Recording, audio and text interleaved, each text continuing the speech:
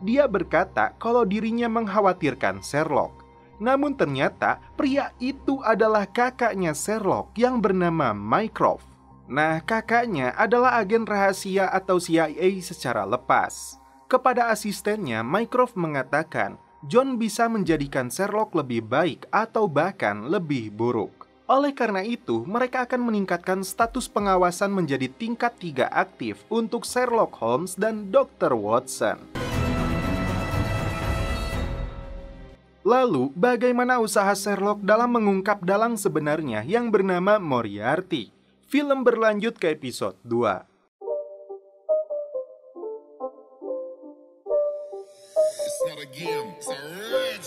Halo guys, selamat datang kembali di channel Bro View. Kali ini kita akan melanjutkan kembali alur cerita film dari Sherlock. Dan sekarang kita masuk ke season 1 episode yang kedua. Untuk itu sebelum masuk ke ceritanya, seperti biasa siapkan apa? Ya tentunya Kopai dan Utbray untuk menemani kalian dalam menonton alur cerita film ini. Dan sekarang kita masuk ke filmnya.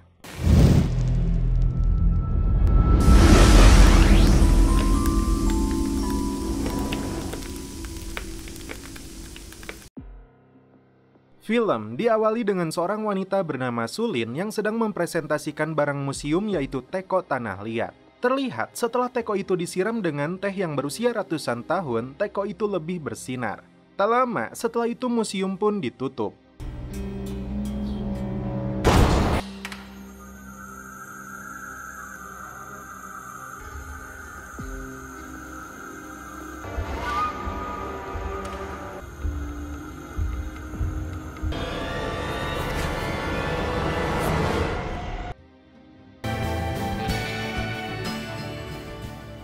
Scene berpindah ke Sherlock dan John yang sama-sama sedang berkelahi.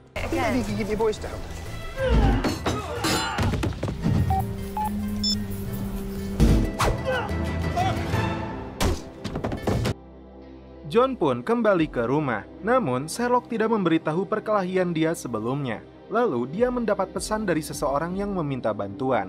Namun John terkejut karena Sherlock bisa membuka laptop miliknya. Sherlock mengatakan dia hanya butuh 1 menit untuk mengetahui password laptop itu. Bayangin di tongkrongan kalian ada orang kayak gini, udah kelar privasi kalian. Kemudian, karena melihat banyak surat tagihan, John mengatakan mereka harus mencari pekerjaan. Menurut Sherlock, itu membosankan, dan dia langsung bergegas menuju bank. Ketika memasuki bank, Sherlock langsung memperhatikan kondisi sekitar.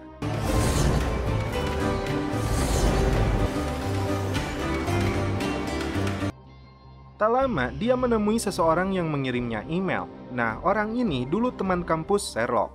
Sherlock langsung menebak kalau pria ini sudah terbang keliling dunia. Namun Sherlock berkata dia mengetahui itu dari sekretarisnya. Dan pria itu menceritakan insiden penerobosan ruangan mantan kepala bank. Namun tidak ada yang hilang, hanya meninggalkan sebuah pesan. Ternyata lukisan di sana sudah dicoret-coret oleh pilok warna kuning. CCTV pun sudah diakali. Dan si penerobos hanya butuh waktu 1 menit untuk melakukan aksi ini. Sherlock langsung menanyakan akses untuk memasuki ruangan tersebut. Pria itu menjelaskan tiap pintu yang terbuka di bank ini tercatat. Bahkan setiap lemari dan setiap toilet juga dicatat di sini. Nah, Sherlock diberi tugas untuk mencari sistem keamanan mereka yang bocor. Sebagai dorongan semangat, pria itu akan memberi DP lebih dulu. Namun seperti yang kita tahu, dia ini bekerja bukan untuk uang, tapi untuk kesenangan. Setelah Sherlock pergi, John meralat dan mengambil uang DP itu.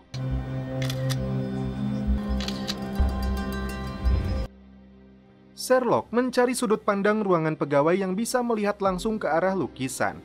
Hingga akhirnya dia menemukan sebuah nama, yaitu Edward Venkun. Kemudian John berkata kalau apa yang diketahui Sherlock terkait keliling dunia yang dia sebutkan, sebetulnya dia tidak mengetahui informasi itu dari sekretarisnya. Sherlock mengetahui itu karena melihat jam tangannya, jarum jamnya benar dan tanggalnya salah, artinya 2 hari lalu. Melintasi garis waktu 2 kali, namun tidak diperbaiki.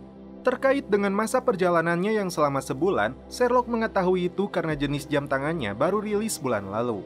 Kemudian Sherlock menyimpulkan, grafiti yang dicoretkan itu adalah sebuah pesan. Pesan untuk siapa? Menurut Sherlock, grafiti itu dicoretkan tengah malam. Dan trader bekerja dalam waktu 24 jam. Dan Edward Venkun adalah seseorang yang berdagang dengan Hong Kong. Sherlock dan John langsung mendatangi kediaman Venkun. Karena tidak ada jawaban dari apartemen Van Koon, Sherlock memasukinya melalui balkon luar tetangganya.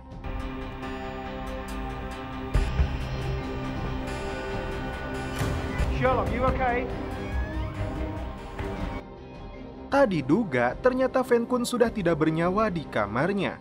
Pembunuhan ini disetting seolah bunuh diri, namun tidak bagi Sherlock yang langsung mencari tahu kebenarannya. Terbukti saat Sherlock menemukan potongan plastik di mulutnya. Itu mengindikasikan Van Koon disekap sebelumnya. Tak lama, datanglah detektif inspektur yang bernama Dimok. Dan dia langsung meminta barang bukti yang ditemukan oleh Sherlock. Menurut Dimok, ini adalah kasus bunuh diri. Akan tetapi, Sherlock menjelaskan luka tembakan yang berada di kanan kepala bertolak belakang dengan Van Koon yang kidal. Bagaimana Sherlock mengetahui dia kidal? Terlihat dari meja kopinya yang di kiri, gagang cangkirnya ke arah kiri, colokan casan menggunakan yang kiri, serta pena dan kertas di kiri telepon. Maksudnya adalah Sherlock menganggap ada seseorang yang membunuh Van Koon. Dan terkait dengan pistol yang tergeletak di sana, karena Van Koon sudah mengetahui dari kode yang dia lihat di lukisan adalah sebuah ancaman dan pistol sebagai alat pertahanan diri. Dimok menanyakan bagaimana cara si pembunuh masuk mengingat pintunya yang terkunci dari dalam. Kemudian Sherlock menemui Sebastian dan memberitahunya kalau grafiti itu artinya sebuah ancaman. Di hadapan rekan bisnisnya, Sherlock juga memberitahu Sebastian bahwa Van Koon sudah tewas. Setelah itu, Sebastian memberitahu mereka Van Koon pernah rugi 5 juta suatu pagi dan mengembalikannya selama seminggu kemudian. Tak lama, kepala bank mengirimnya pesan kalau dia sudah mengetahui kematian Van Koon dari polisi dan kasusnya adalah bunuh diri. Dari sinilah Sherlock diberhentikan karena kasus ini sudah dianggap selesai. Scene berpindah ke seseorang yang sedang lari ketakutan.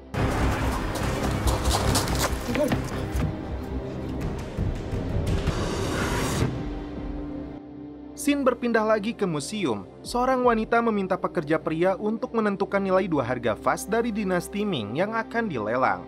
Nah, pria ini terkejut setelah mengetahui kalau Sulin telah berhenti bekerja. Pria itu pun langsung mendatangi rumah Sulin dan dia menyimpan secari kertas yang berisikan pesan. Kembali ke John yang sedang melamar kerja. Sedangkan Sherlock masih memperhatikan grafiti itu untuk menemukan jawaban.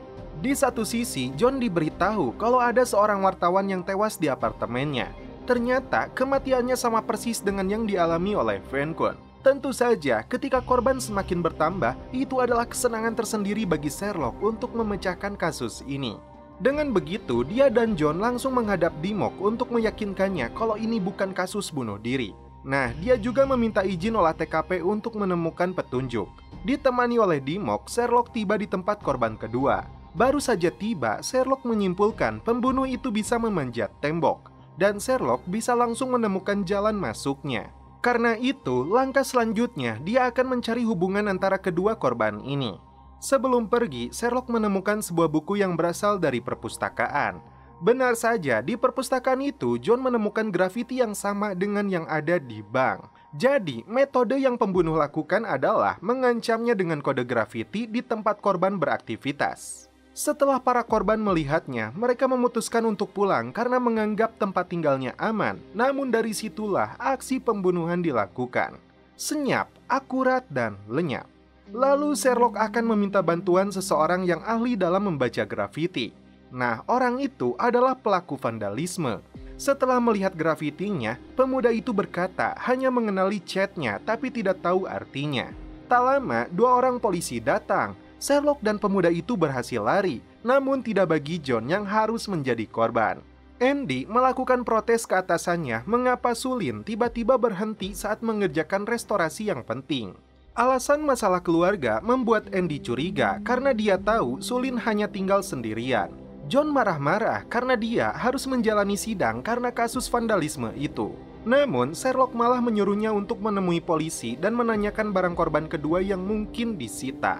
Sedangkan Sherlock akan menemui asisten Van Koon. Ketika akan menaiki taksi, John melihat seseorang yang sedang memfotonya. Namun ketika dia melihat ke arah itu lagi, orang tersebut sudah hilang. Sherlock dan John menemukan satu alamat yang sama yaitu Dalian. Kemudian, Sherlock menemukan beberapa karcis transportasi umum yang membuat kesimpulan kalau Van Koon sudah mengantar barang yang cukup berat. Nah, setelah mengantar barang itu, Sherlock menemukan struk pembelian makanan. Lalu di tempat itu, Sherlock bertemu dengan John yang menyatukan petunjuknya mengarah ke salah satu toko yang berada di lingkungan orang-orang Cina.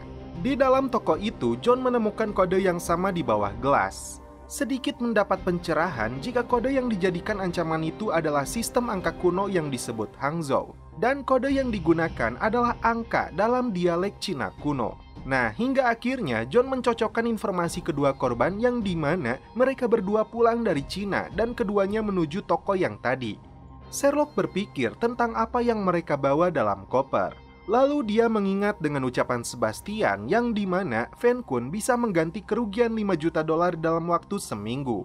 Sherlock menduga inilah caranya Van Kun mendapatkan uang. Begitu juga dengan Lucky, seorang wartawan yang menulis berita tentang Cina. Keduanya menyelundupkan barang dan toko itu adalah tempat mengantarnya. Pertanyaannya, mengapa mereka dibunuh ketika pihak terkait masih diuntungkan? Sherlock menjawab, mungkin ada yang tergiur dengan barang selundupannya, dan pembunuh tidak mengetahui siapa yang mencuri. Alhasil, si pembunuh mengancam mereka dan membunuh keduanya. Kemudian secara tidak sengaja, Sherlock melihat lembaran kertas yang basah, padahal dalam waktu dekat tidak ada hujan. Secara kebetulan, Sherlock berada di depan rumah Sulin. Dari lembaran kertas basah itu, Sherlock bisa mengetahui tempat ini sudah kosong selama 3 hari. Namun, terlihat dari arah belakang, jendelanya terbuka. Menggunakan tangga darurat, dia akhirnya memasuki rumah tersebut. Setelah memeriksa keadaan sekitar, Sherlock mengatakan kalau seseorang sudah datang ke sini sebelumnya. Namun, dia masih heran mengapa orang itu tidak menutup jendelanya lagi. Sherlock baru sadar kalau orang itu masih berada di ruangan ini. Di luar, John tidak bisa mendengar, malah menirukan gaya bicara Sherlock. Beruntung, Sherlock masih bisa hidup dan mendapatkan simbol bunga hitam. Setelah itu, Sherlock akan mencari keberadaan Sulin melalui pesan yang disimpan oleh Andy sebelumnya. Sambil mendengar informasi dari Andy, Sherlock memperhatikan barang-barang sekitar termasuk teko yang biasa digunakan oleh Sulin. Lalu, mereka menelusuri tempat Sulin beraktivitas. Hingga di mana Sherlock melihat kode ancaman yang tertera di salah satu patung. Ini menjelaskan tentang apa yang membuat Sulin kaget di awal film. Keluar dari museum, dia diajak Ras untuk ikut bersamanya. Namun tanpa disadari, mereka sedang diawasi oleh seorang wanita. Dan Ras akhirnya menunjukkan sebuah grafiti dengan cat yang sama dalam kode ancaman. Merasa tidak cukup, Sherlock dan John berpencar menelusuri area ini untuk mendapatkan bukti lain.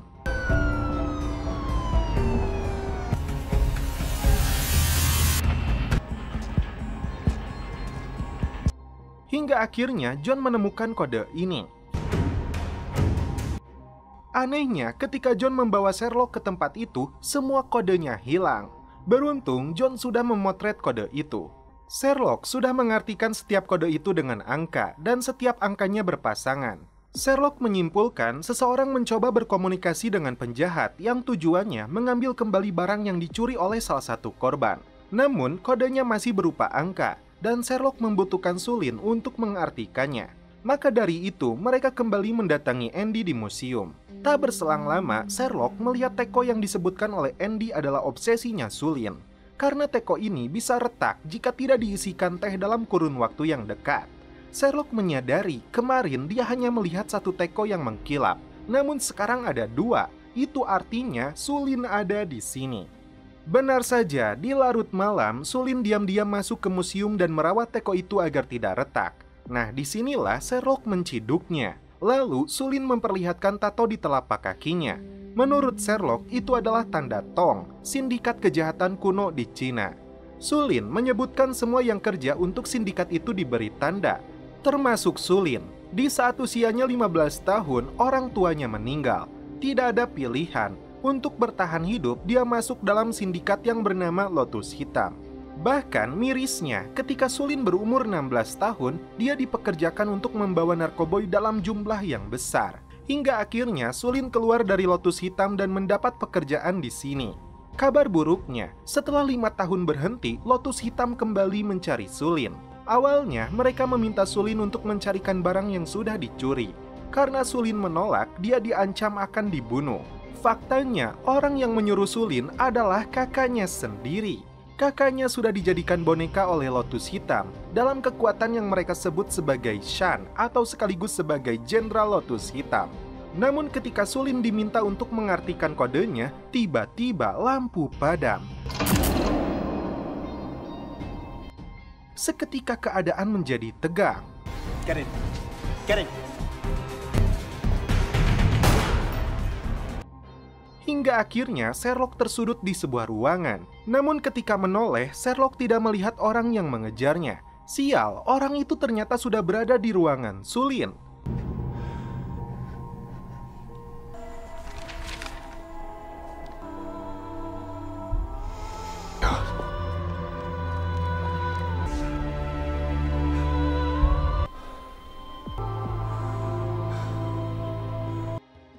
Akhirnya, Sulin harus tewas oleh kakaknya sendiri.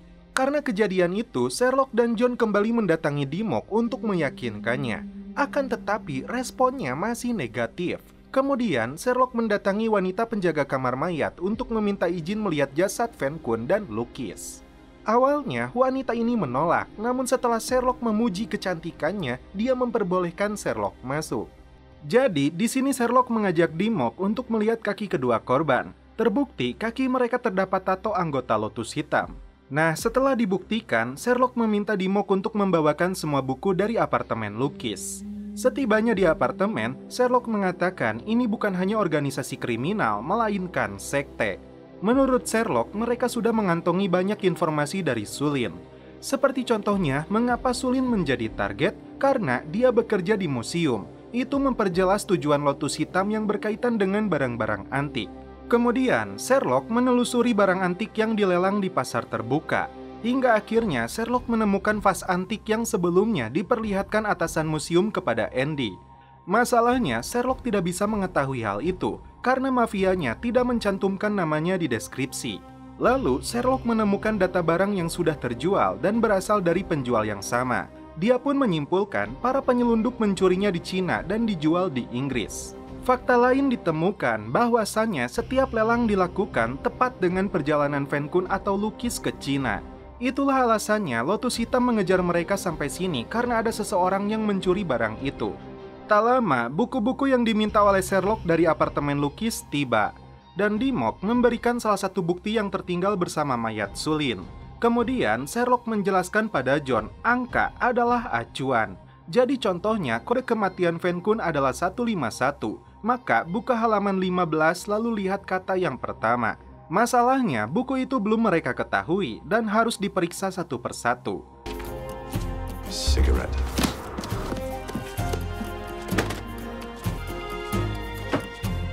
Imagine. Sementara itu, John yang sudah bekerja menjadi dokter, dia mengajak kencan wanita yang menginterviewnya. Sedangkan Sherlock masih bersemangat untuk memecahkan kode buku itu. Lalu, John datang dengan wajah kegirangan karena nanti malam dia akan mengajak Sarah ke bioskop. Menurut Sherlock, itu akan membosankan. Dia pun memberi saran untuk pergi ke sirkus di London. Setibanya di loket karcis, ternyata Sherlock sudah memesan 3 tiket dan dia sudah ada di belakang John.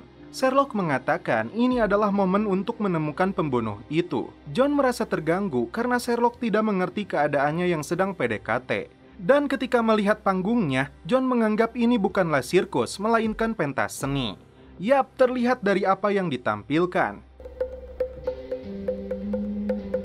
Nah, sedikit penjelasan, panah yang mereka gunakan akan menembak ketika ada sedikit beban yang masuk ke dalam mangkoknya. Kembali ke pertunjukan. Pria bertopeng itu pun berhasil melepaskan ikatannya.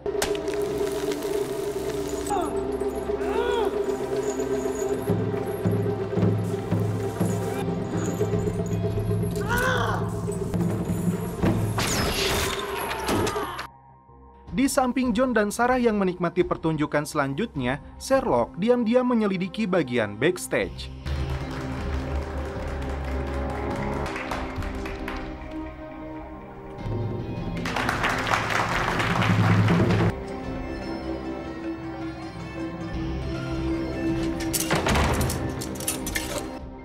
Ketika dia menemukan pilok yang digunakan pembunuh, tiba-tiba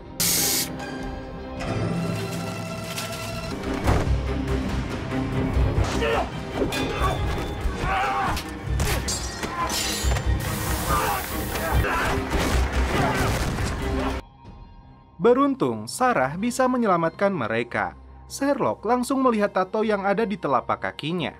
Kembali ke apartemen, Sherlock akan mencoba mencari markasnya melalui kode ini. Dan secara kebetulan, Sarah melihat ada 2 kode yang sudah diartikan. Sherlock baru sadar kalau Sulin sudah mengartikan sebagian kodenya. 2 kode pertama yaitu 9 juta. Pertanyaannya, 9 juta itu untuk apa? Sherlock langsung ingat, Sulin menggunakan buku yang Sherlock maksud selama ini untuk menemukan artinya. Dia pun bergegas untuk pergi ke museum. Ketika berlari, Sherlock tidak sengaja menabrak sepasang kekasih. Namun, karena itulah Sherlock menyadari buku yang semua orang punya adalah map London. Dia pun langsung mengambil buku sepasang kekasih itu. Dalam halaman 15, kata pertamanya adalah orang mati. Nah, jadi isi dari ancaman pilok kuning itu artinya orang mati. Lalu, kode lain mengartikan giok. Namun di satu sisi, John dan Sarah terciduk. I don't understand. Dan Sherlock sudah mendapat arti pesan dari yang disampaikan untuk pembunuh. 9 juta untuk jepit giok serta sarang naga hitam jalan tram. Ketika Sherlock kembali ke apartemen, giliran dia sekarang yang mendapat grafiti ancaman. Berpindah ke markas Lotus Hitam. Anehnya, John malah dianggap sebagai Sherlock Holmes. Mengapa demikian? Wanita ini mendapatkan kartu debit atas nama Sherlock Holmes dan cek sebesar 5.000 pound sterling atas nama Sherlock Holmes. Lalu tiket sirkus yang diambil oleh John mengatasnamakan Holmes. Bahkan mereka juga mendengar John yang mengaku sebagai Sherlock Holmes, padahal saat itu John sedang meniru gaya berbicaranya. Hingga akhirnya terungkap di sini, wanita inilah yang bernama Sean. Di samping itu, Sherlock sudah mengetahui markas mereka yang berada di jalan tram. Dan John diinterogasi terkait keberadaan benda yang mereka cari. Karena John tidak mengetahuinya, Sarah akan dibunuh dengan cara yang dilakukan dalam pertunjukan sebelumnya.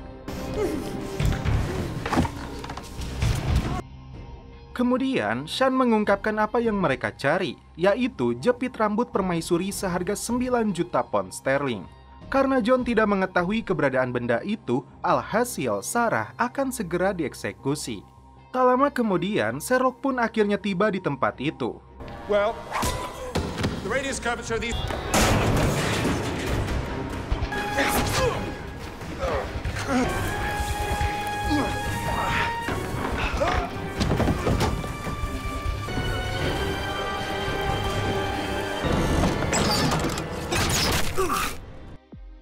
Akhirnya, Zizu yang sebagai eksekutor berhasil terbunuh oleh panah itu. Kemudian, terkait dengan keberadaan jepit rambut itu, Sherlock mengetahui barang itu dicuri oleh Van Koon.